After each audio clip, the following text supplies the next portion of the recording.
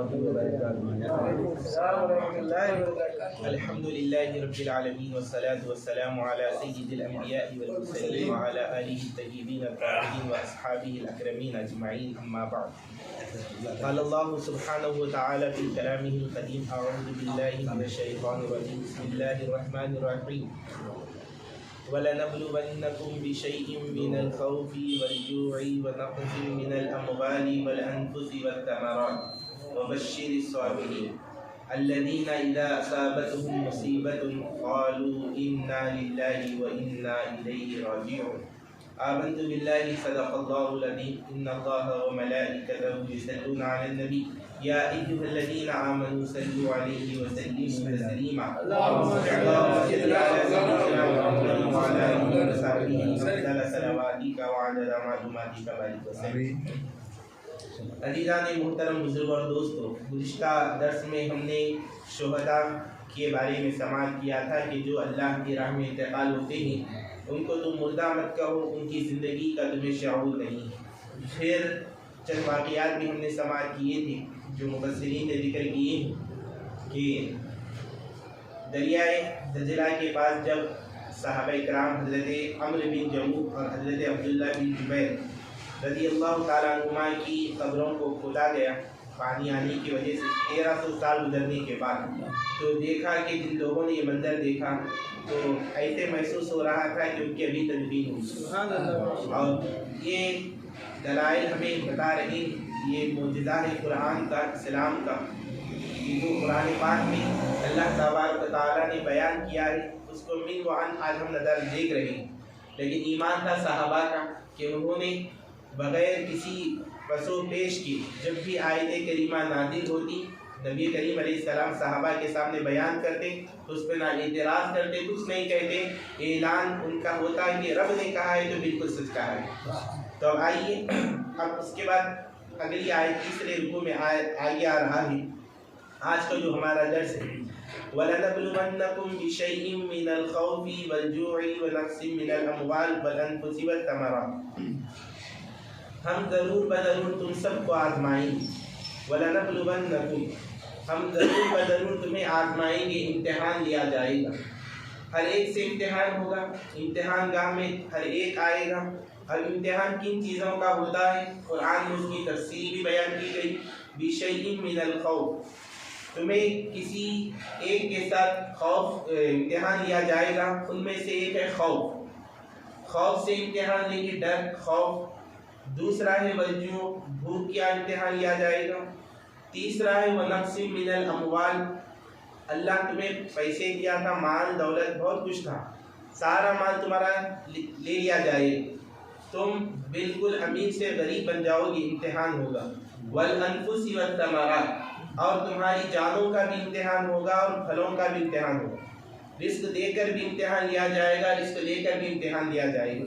وبشر الصابرین، اس کے بعد آیت کریمہ میں آگے فرما رہا ہے رب کہ خوشخبری سنا دو ان تمام لوگوں کو جو صبر کرنے والی.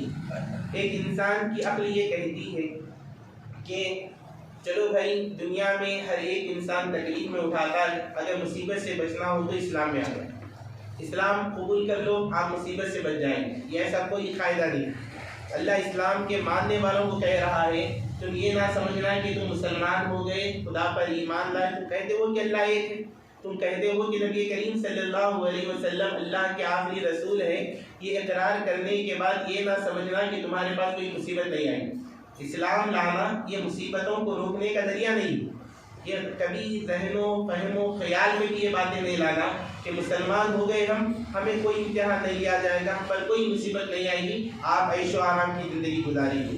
اس سے پچھلی آیتوں میں ہم سماعت کر چکے ہیں، اللہ نے فرما دیا کہ تم لوگ صبر کے ذریعے سے اللہ کی مدد طلب کریں.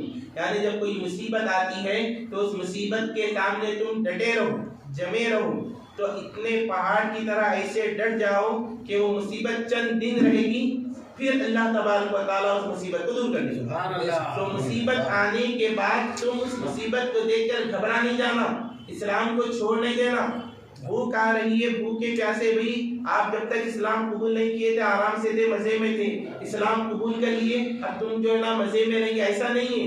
یہ کانٹوں کی سیج ہے، کانٹوں کا راستہ ہے، اس پر چلنا بڑا مشکل ہے۔ ان راستے کو جو پار کر لیتا ہے اس کو ابدی انعامات سے نوازا جاتا ہے۔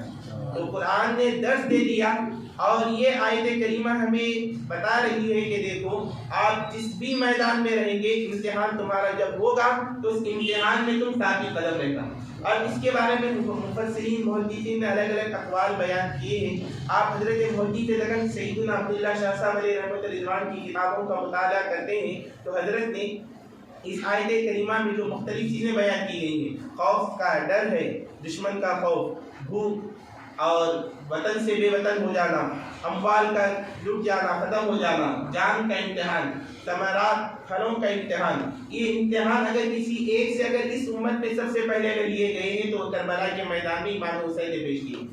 تو آپ حضرت محدث لگن علیہ رحمان اس کی تفسیر میں بیان کیا۔ اب یہاں پہ ہمیں ثمرات نظر آ رہا ہے، ثمرات یعنی پھل، تو اس سے حضرت ابو الحسنات محدث لگن فرماتے ہیں کہ امام حسین رضی اللہ تعالیٰ عنہ کے شہزادوں کو جو شہید کیا گیا وہ ثمرات ہیں۔ لیکن حضرت امام حسین نے دیکھو اتنے سارے امتحانات دینے کے باوجود آپ نے صبر کا دامن نہیں چھوڑا، نہ کسی کو بد دعا دی، نہ کسی کے خلاف آواز اٹھائی، صبر پر جمے رہے۔ انجام کیا ملا، رزلٹ کیا ہوا، بدلہ کیا ملا، آج تک امام حسین کا نام باقی ہے۔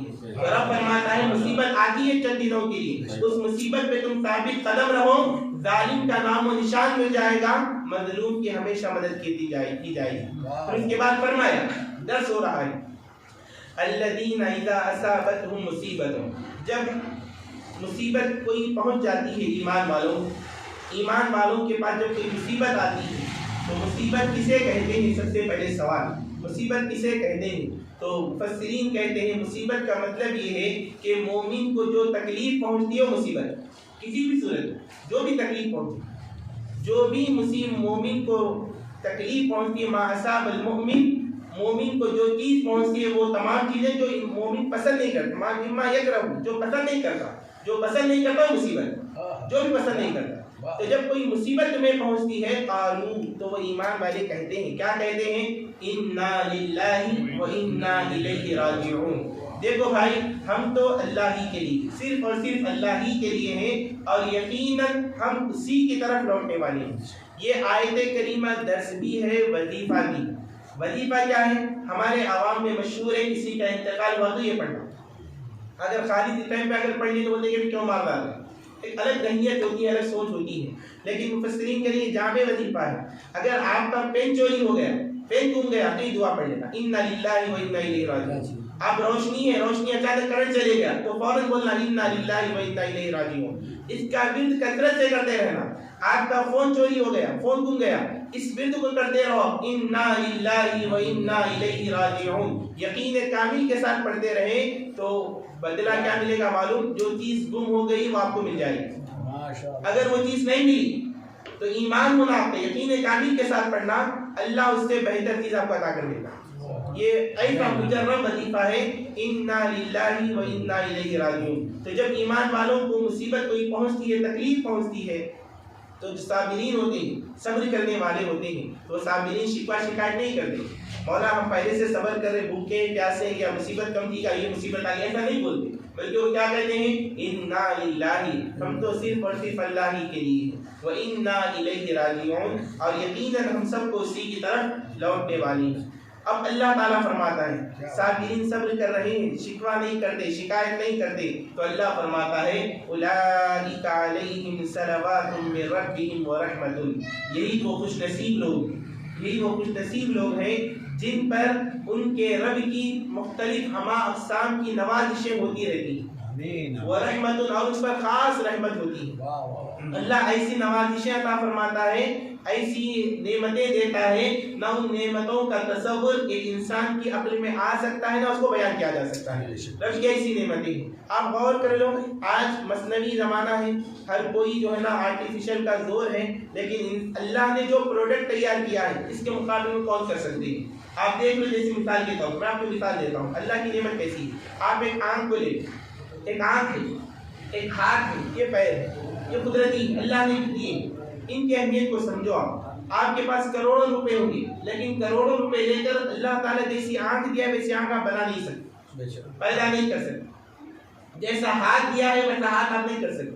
اگر یہ ہاتھ ڈیمیج ہو گیا تو آپ کو ایک مصنوعی ہاتھ لگایا جائے گا، لیکن مصنوعی ہاتھ آنے سے پہلے جیسا کام آپ کرتے تھے ویسا نہیں کر سکتے آپ۔ تو خدا کی نعمتوں کو دیکھو آپ، کیسی کیسی نعمتیں ہیں اللہ تعالیٰ کی، ان نعمتوں کا نہ عقل میں تصور لایا جا سکتا ہے، نہ اس کو کسی طرح بیان کیا جا سکتا ہے، نہ الفاظ میں اس کو جمع کیا جا سکتا ہے۔ تو ایسی اعلیٰ اعلیٰ نعمتیں اللہ تبارک و تعالیٰ ان لوگوں کو دیتا ہے جو اللہ تبارک و تعالیٰ کی رحمت پر، مصیبتوں پر صبر کرتے ہیں، شکوہ شکایت نہیں لاتے۔ وہ غم کے بادل ہیں، چھٹ جاتے ہیں، وہ جب چھٹ جاتے ہیں، ختم ہو جاتے ہیں، اس کے بعد رحمتوں کا ایک ایسا سلسلہ شروع ہوتا ہے جس کی کوئی لمٹ نہیں ہوتی، انلیمیٹڈ ہوتے ہی رہتے ہیں۔ پھر اللہ آگے فرماتا ہے وَأُولَٰئِكَ هُمُ الْمُهْتَدُونَ، یہی وہ لوگ ہیں جو سیدھی راہ پر ثابت قدم ہیں، سیدھے راہ پر رہنے والے یہی لوگ ہیں، یہی لوگ ہیں جو ہدایت یافتہ ہیں۔ اب یہاں ایک مفہوم ختم ہوا، اب دوسرا مفہوم یہاں سے آغاز ہو رہا ہے۔ اللہ تعالیٰ ارشاد فرماتا ہے ان الصفا والمروہ من شعائر اللہ، کہ بے شک صفا اور مروہ یہ اللہ تبارک و تعالیٰ کی نشانیوں میں سے۔ یہ آیت کریمہ کیا ہوتی؟ آپ حج کو جاتے ہیں اور عمرے کو جاتے ہیں۔ حج میں تو سال میں ایک مرتبہ ہوتا ہے، لیکن عمرہ تو 24 گھنٹے چلا ہوا ہے۔ لوگ بے حساب لاکھوں کروڑوں کی تعداد میں آتے ہیں اور اللہ کے گھر کا دیدار کرتے ہیں اور وہاں کی رحمتیں برکتوں کو حاصل کر رہے ہیں۔ تو آپ پوچھیں گے عمرہ ہوتا ہے کیا؟ حج میں تو کئی مناسک ہوتے ہیں، کئی ارکان ہوتے ہیں، لیکن حج میں کہ عمرہ جو ہوتا ہے، یہ عمرہ جو ہے نا یہ بالکل شارٹ پاپ ہے، مختصر طریقہ ہے۔ کیا کرنا ہے؟ احرام باندھنا ہے، صفا مروہ کی سعی کرنا ہے اور خانہ کعبہ کا طواف کرنا ہے۔ خانہ کعبہ کا سب سے پہلے طواف کیا جاتا ہے 7 چکر، پھر اس کے بعد مقام ابراہیم پر 2 رکعت نماز پڑھی جاتی ہے، پھر صفا اور مروہ کے درمیان 7 چکر لگائے جاتے ہیں۔ یہ روٹین ہو گئی، آپ کا عمرہ ہو گیا۔ عمرہ اتنا ہی، طواف کرنا، سعی کرنا، احکام نازل ہوا۔ اور یہ عمرے میں سعی کرنا یہ واجب ہے، اگر چھوڑ دے تو دم لازم آئے گا، واجب ہے، کرنا ضروری ہے۔ جو عمرے میں صحیح بغیر اس کے نہ حج ہوتا ہے مکمل اور نہ ہی عمرہ ہوتا ہے۔ اب مسئلہ یہ کہ جب یہ احکام نازل ہوا یہ صفا اور مروہ میں، تو دور جاہلیت میں صفا اور مروہ پہاڑیوں پر 2 بت رکھے ہوئے۔ صفا پہاڑی پر اسعاف نامی ایک بت رکھا ہوا تھا اور مروہ پہاڑی پر جو ہے نائلہ نامی ایک بت رکھا ہوا۔ تو جب صحابہ کرام علیہ رضوان جب صفا سے مروہ، مروہ سے صفا پر چکر لگا رہے ہیں تو ان کے دل میں ڈاؤٹ آیا، کہیں یہ مکے کے کفار یہ نہ سمجھے کہ ہم ان بتوں کے لیے دوڑ رہے ہیں۔ تو ان کے دل میں ایک شک آ گیا، اب اس کو ڈاؤٹ کلیئر کرنا ہے۔ اب ایک جو بڑے ہوتے ہیں گھر کے، ان کے اندر ایک حکیمانہ انداز ہونا، ایک ایسے طریقے سے دور کرنا کہ شک بھی دور ہو جائے اور عمل بھی ثابت رہے۔ اب اللہ تعالیٰ نے وہی حکیمانہ انداز اپنایا، منع نہیں کیا، بلکہ کیا فرمایا کہ ان الصفا والمروہ، یہ جو صفا پہاڑی ہے اور مروہ پہاڑی ہے، من شعائر اللہ، یہ اللہ کی نشانیوں میں سے۔ اب تم یہ دیکھو جب بھی آپ کر رہے ہیں، طواف کر رہے ہیں، سعی کر رہے ہیں، یہ نہیں دیکھنا یہاں پہلے دور جاہلیت میں بت رکھے ہوئے تھے، اب لوگ ہمیں بتوں کے لیے دوڑنا کہیں گے، یا کوئی شرک مشرک نہیں بنے گا، بلکہ آپ ہزاروں سال پہلے ایک اللہ کی بندی نے جو چکر لگائے تھے، تم بی بی ہاجرہ کی سنت ادا کرنے کے دوڑ، یہ ارادہ کر کے دوڑ۔ آج تو آج دیکھیں گے وہاں پہ تو اے سی میں چلنا ہے، کوئی مسئلہ نہیں، اے سی میں جانا ہے، اے سی میں آنا ہے، آپ کو نہ گرمی لگتی ہے نہ سردی لگتی ہے، کچھ نہیں، آرام سے ہوتا ہے۔ لیکن ذرا تھوڑا سا امیجن کر کے دیکھو، ہزاروں سال پہلے ایک عورت، اور عورت کے بارے میں قرآن خود کہتا ہے کہ مرد کے مقابلہ عورت نہیں کر سکتے، الرجال قوامون علی النساء، اللہ نے مرد کو حاکم بنایا، عورت کو نہیں بنایا۔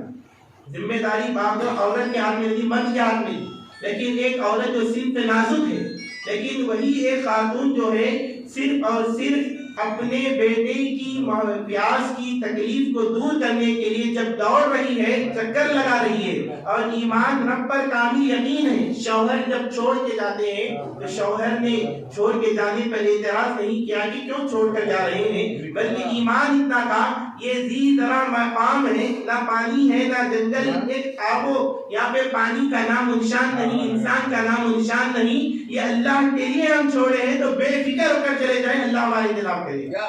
تو ہزاروں سال پہلے جو ایک عورت کے ذہن میں جو خیالات تھے، اللہ پر یقین کامل کے ساتھ جو دوڑی تھی، اے صحابہ اور قیامت تک آنے والے لوگوں، تم کسی اور خیال کی طرف نہ جانا، انہی جذبات کو اپنے سامنے رکھ کر چکر لگاؤ کہ میں بی بی ہاجرہ کی سنت ادا کر رہا ہوں۔ تو قرآن نے وہی اسلوب اپنایا، حکیمانہ انداز میں صحابہ کے شک و شبہ کو دور کیا، فرمایا ان الصفا والمروہ من شعائر اللہ، یہ صفا اور مروہ جو ہے یہ اللہ کی نشانیوں میں سے، یہ دعائیں قبول ہوتی ہیں یہاں پر دعائیں قبولیت کے مراکز ہیں۔ آپ حج میں جاتے ہیں، کئی مقام آتے جہاں قبولیت کے لیے دعائیں آتی ہیں، تو جب صفا پہاڑی پر ٹھہر جائیں، حکم ہے کہ صفا پہ ڈائریکٹ آنے کے بعد آپ جو ہے ڈائریکٹ شروع نہیں کرنا، صحیح شروع نہیں کرنا، بلکہ اس مقام پہ ٹھہرو جہاں سے آپ کو کعبہ نظر آتا ہے، اب وہاں پہ رو، گر گڑاؤ، ذکر کرو، تلبیہ پڑھو، اور اللہ کی بارگاہ میں جو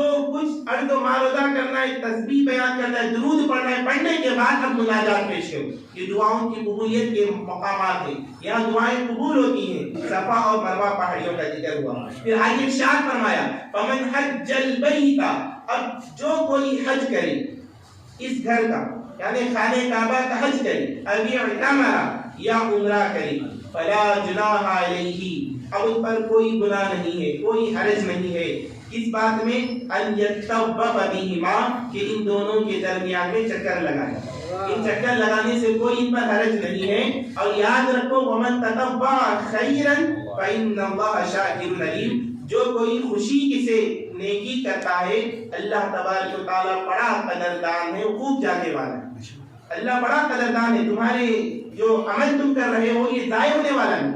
اللہ ان اللہ لا یضیع ایمانکم، اللہ نہ تمہارے ایمان کو ضائع کرتا ہے، تمہارے عمل کو ضائع کرتا ہے، تمہارا عمل ادنا سا ہے، ثواب تمہیں پہاڑوں کے برابر دیا جانے والا ہے۔ اسی لیے حضور پاک علیہ السلام نے ارشاد فرمایا جو حج کرتا ہے، حج کرنے کے بعد وہ اس طرح پاک ہو جاتا ہے جیسا کہ اس کی ماں کے پیٹ سے وہ نکلا، جب وہ ولادت کے وقت جیسے گناہوں سے پاک ہو جاتا ہے، حج کرنے کے بعد وہ بالکل گناہوں سے پاک ہو جاتا ہے۔ اور آپ دیکھو، آپ غور کرو کہ حج میں ہے کیا، وہاں پہ کوئی الگ سے نہیں، عمرہ جو حج کو جاتے ہیں وہاں کیا ہے، وہی نمازیں جو یہاں پڑھنا ہے وہی بھی وہیں پہ نمازیں وہیں پڑھنا ہے، جو ارکان ہزاروں سال پہلے اللہ کے محبوبوں نے ادا کیے تھے، انہی محبوبوں کی اداؤں کو ادا کرنے کا نام حج عمرہ ہے، یہ کوئی نیا کام نہیں۔ حج عمرہ کیا ہے، اللہ کے محبوب بندوں کی جو ہزاروں سال پہلے جنہوں جو واقعات ان سے رونما ہوئے اور جو انہوں نے حرکات و سکنات کیے، انہی حرکات و سکنات پر عمل کرنے کا نام حج عمرہ ہے۔ یہ آسان تعریف ہے۔ اس کے بعد آگے چلتے ہیں، آگے آیت کریمہ آ رہی ہے ان الذین یکتمون ما انزلنا من البینات والہدی من بعد ما بیناہ للناس فی الکتاب اولئک یلعنهم اللہ ویلعنهم اللاعنون۔ یہ ایسی آیت کریمہ ہے کہ بنی اسرائیل میں دو طرح کے علماء تھے، ایک علماء حق تھے اور ایک علماء سود۔ یہ ہر دور میں ہوتے ہیں، ایک اچھے علماء بھی ہوتے ہیں، برے علماء بھی ہوتے ہیں۔ حق علماء حق کیا کرتے ہیں معلوم، ڈرتے نہیں کسی سے، بادشاہ ہے تو بادشاہ سے نہیں ڈرتے، کوئی مالدار ہے تو مالدار سے نہیں ڈرتے، فیصلہ ہے شریعت کا مانش مان، تم بادشاہ ہوں گے، امیر ہوں گے، غریب سب کے لیے شریعت ایک سا ہے، بادشاہ کے لیے الگ نہیں، امیر کے لیے الگ نہیں۔ مسجد میں جاتے ہیں تو آپ وی آئی پی ہے تو پہلی صف میں، آپ نارمل کیٹیگری ہے تو لاسٹ صف میں، ایسا نہیں رہتا، سب کے لیے ایک ہی دربار ہے، سب کے لیے شریعت برابر کی ہے۔ لیکن ہوا یہ معاملہ کہ نبی کریم صلی اللہ علیہ وسلم کے تمام صفات آسمانی کتابوں میں موجود ہیں، پورے حضور کے کمالات، پورے کمالات حضور پاک علیہ السلام کے پچھلی کتابوں میں سب موجود ہیں۔ پھر حضور تشریف لائے تو ہم نے پچھلے درس میں سماعت کیا کہ حضور کی عظمت و شان کو دیکھ کر حضور کا ایسے ہی پہچانتے تھے جیسے باپ اپنے بچے کو پہچانتا ہے، حضور کا ایسے ہی پہچانتے تھے، لیکن وہ اناج، ان کے اندر غرور تھا، تکبر تھا، جو ان کو اسلام لانے سے دور کر دوں۔ تو اب قرآن میں رب نے فرمایا کہ وہ لوگ جو چھپاتے ہیں ان تمام چیزوں کو، ما انزلنا من البینات، جو ہم نے روشن دلیلوں کے ساتھ ان کے پاس اتارا ہے، جو کچھ روشن دلائل ہم نے دیے ہیں اس کو وہ لوگ چھپاتے ہیں، والہدی، اور ہدایت کی باتوں کو چھپاتے ہیں، من بعد ما بیناہ للناس فی الکتاب، اور اس کے بعد بھی کہ ہم نے ان کے لیے بین نہ واضح طور پر کھول کر بیان کر دیا تمام لوگوں کے لیے، اس میں کوئی شک نہیں شبہ نہیں، کھلا بیان کیا، اوپنلی چیلنج ہے قرآن کا، کھلا ہے، کوئی ان پہ چھپی بات نہیں۔ اتنا سب بنانے کے بعد بھی واضح ہونے کے بعد بھی اگر وہ اللہ کی آیتوں کو چھپاتے ہیں، شان مصطفیٰ کو چھپاتے ہیں، تو رب فرماتا ہے اولئک یلعنہم اللہ، یہی وہ لوگ ہیں جو اللہ تبارک و تعالیٰ کی ان پر لعنت کا مطلب کیا؟ اللہ کی رحمت سے دور ہیں وَيَلْعَنُهُمُ اللَّاعِنُونَ، اور لعنت کرتے ہیں انہیں وہ تمام لوگ لعنت کرنے والے، یعنی فرشتے وغیرہ سب ان پر لعنت کرتے ہیں۔ اب مفسرین کہتے ہیں یہ آیت کریمہ آج بھی ان علماء کے بارے میں ہے، یہ بتا رہی ہے جو حضور کی شان و عظمت کو بتانے میں کمی بیشی کرتے ہیں، حضور کی شان و عظمت کو بتانے میں کمی بیشی نہیں کرتا۔ آؤ حضرت امام بوصیری علیہ رحمہ کی بارگاہ، امام بوصیری علیہ رحمہ نے درس دیا، سکھایا، حضور کی تعریف کرنا ہے تمہیں کیا کرو، کیسے کرنا، ایک شعر پیش کیا، دع مدعت النصارى فی نبیہم واحکم بما شئت مدحا فیہ واحتکم۔ تو حضرت فرماتے ہیں حضور کو بلانا ہے نا، شان بیان کرنا ہے تو ایسے مت بلاؤ جیسے نصارہ نے اپنے نبی حضرت عیسیٰ کو بلایا۔ تو عیسائی کیا کرتے ہیں، اس حضرت عیسیٰ علیہ السلام کو جو ابن مریم ہیں ان کو خدا کا بیٹا کہتے ہیں، یا تو وہ خدا بنا دیے، خدا کے درجے میں رکھ دی، اس کو حضرت عیسیٰ علیہ السلام۔ تو حضرت امام بوصیری فرماتے ہیں کہ تم نبی کریم صلی اللہ علیہ وسلم کو ایسے مت بلاؤ جیسے نصارہ نے اپنے نبی کو بلایا۔ پھر کیسے بلانا چاہیے، طریقہ بتایا، وَحْكُمْ بِمَا شِئْتَ مَدْحًا فِيهِ وَاحْتَكِمْ، خدا کے منصب کو چھوڑ کر حضور کو جو کچھ تم کہنا چاہتے ہو نبی کریم صلی اللہ علیہ وسلم میں ہر چیز بدرجے ادب تم دیکھو، ہر چیز کمال پہ نظر آئی، ہر شان حضور کی سب تم بول سکتے ہو، لیکن کیا نہیں بولنا، خدا نہیں بولنا، خدا کا بیٹا نہیں بولنا۔ شان مصطفیٰ کو بیان کرتے چلے جاؤ، کیا شان مصطفیٰ کی ولادت سے لے کر حضور کا سفر ہو، پیارے آقا علیہ السلام کا ہجرت کرنا ہو، پیارے آقا علیہ السلام نے جو صلح فرمائی، صلح حدیبیہ ہوا، میثاق ہوا، یہ تمام چیزوں کو بیان کرو، کیسے حکیمانہ فیصلے حضور نے کی، ہر میدان میں حضور پاک علیہ السلام کا کوئی ثانی آپ کو نہیں ملے گا۔ تو اللہ نے دی یہ شان مصطفیٰ کو، بندوں کو کیا حق ہے روکنے کا، وَرَفَعْنَا لَكَ ذِكْرَكَ، اللہ فرماتا ہے ہم نے آپ کے ذکر کو بلند کیا۔ تو بتایا گیا، درس یہ دیا جا رہا ہے کہ تم ان بنی اسرائیل کے علماء سو کی طرح نہ بننا جو اپنے نبی کی شان کو گھٹاتے تھے، حضور پاک علیہ السلام کی شان کو چھپا کر غلط ملت کر کے جو ہے نا غلط ملت کر کے پیش کر دیتے تھے۔ ایسا نہیں کرنا۔ جب بات مصطفیٰ کی آئے، اللہ نے ان کا مقام بیان کیا ہے، نماز ہوتی ہے، اذان ہوتی ہے، دعا کرتے ہیں، وَبَعَثْهُ مَقَامًا مَحْمُودًا، کہ حضور پاک علیہ السلام کو اللہ نے مقام محمود پر فائز فرمایا ہے۔ اتنے اونچے اونچے مراتب ہیں، ان مراتب کو بیان کرنے میں کمی بیشی نہیں کرنا، دل کھول کر بیان کرو، اللہ کی رحمتیں برکتیں نازل۔ پھر اس کے بعد بتایا إِلَّا الَّذِينَ تَابُوا وَأَصْلَحُوا وَبَيَّنُوا فَأُولَٰئِكَ أَتُوبُ عَلَيْهِمْ وَأَنَا التَّوَّابُ الرَّحِيمُ۔ اب اس کے بعد اللہ تعالیٰ فرماتا ہے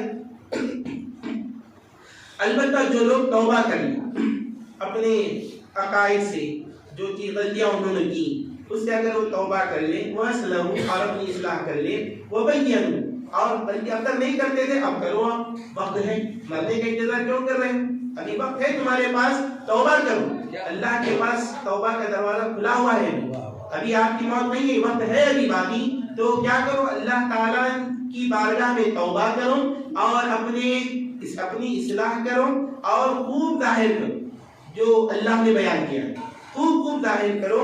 فَأُولَٰئِكَ أَتُوبُ عَلَيْهِمْ، تو جتنی چیزیں تم اب تک چھپاتے رہے وہ تمام چیزوں کو ظاہر کر دو، تو ہوگا کیا معاملہ، اللہ فرماتا ہے ایسے ہی لوگ ہیں جن کی اللہ توبہ قبول فرماتا ہے۔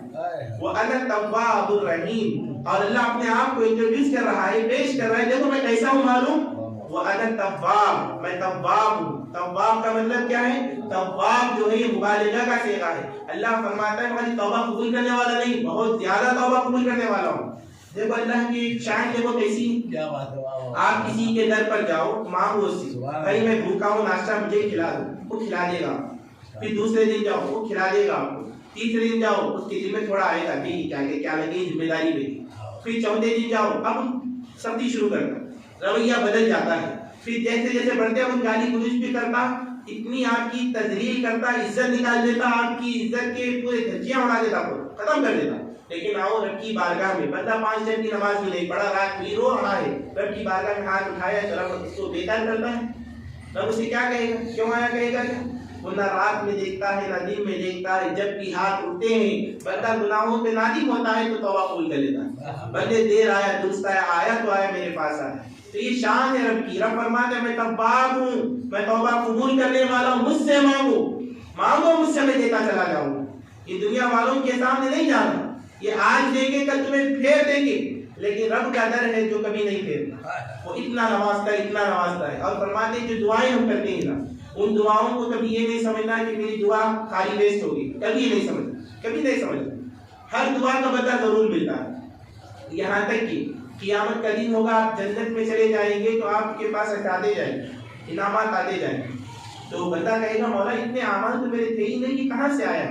تو رب فرمائے گا بندے یاد کر فلاں وقت جو تو نے دعا مانگی تھی اس کا ہی بدلہ ہے. اسی لیے بتائے گا حضور حدیث میں کیا ہے معلوم, الدعاء مقبول عبادت.